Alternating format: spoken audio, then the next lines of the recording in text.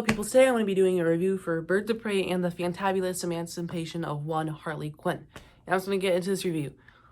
I really enjoyed it.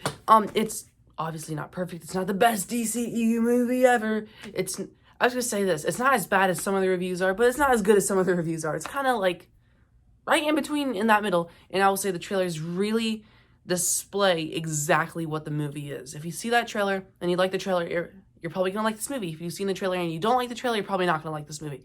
So let's just get into the review. Let's get into the pros first. Margot Robbie as Harley Quinn. She nails it every time, and Harley Quinn actually goes through quite a good story and character arc in this movie. The action in this movie, same stunt coordinator as the John Wick movies, I believe, and they really nail it. The story was pretty good. It did get a little cheesy at some times, but I felt like it's what the movie was actually going for. And the way that Harley Quinn told it was they pulled it off, but at some point it gets a little mind-boggling, and it copies Deadpool sometimes with its storytelling, but it never gets too annoying.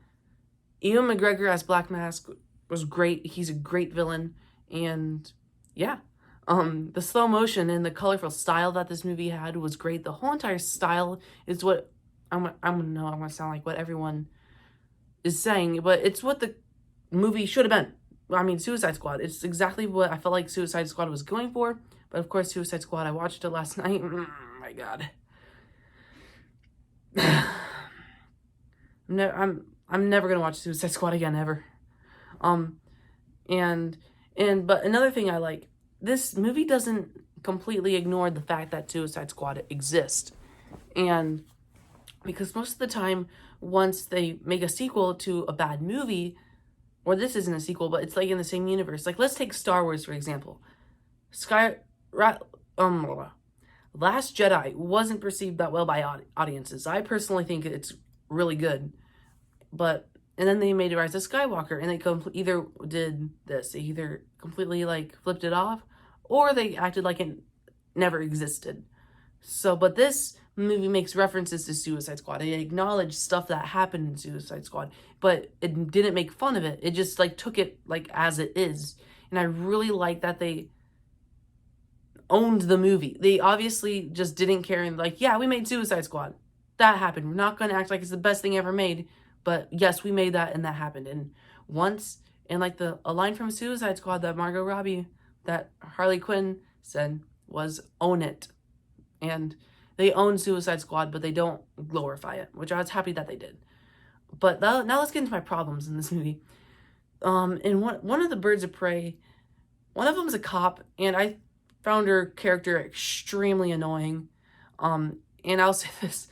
There's this one shirt that she wears in the first half of the movie, and I saw it, and it was just an annoying shirt that felt like it was just really distracting, and it just told me everything I needed to know about that character, and I just did not. And I found her extremely dislikable. And they even make fun of her in the movie about some of her character things I didn't like, and I don't know what to think about that, because yeah, I laughed every single time they made fun of it, but at the same time, they obviously want to make likable characters, but overall, I just found myself rolling my eyes every single time we got to her character. I would have preferred to get to a different subject now. Huntress, I would have preferred to see her backstory a little bit earlier in the movie, because they kind of cram it in within the last 30 minutes.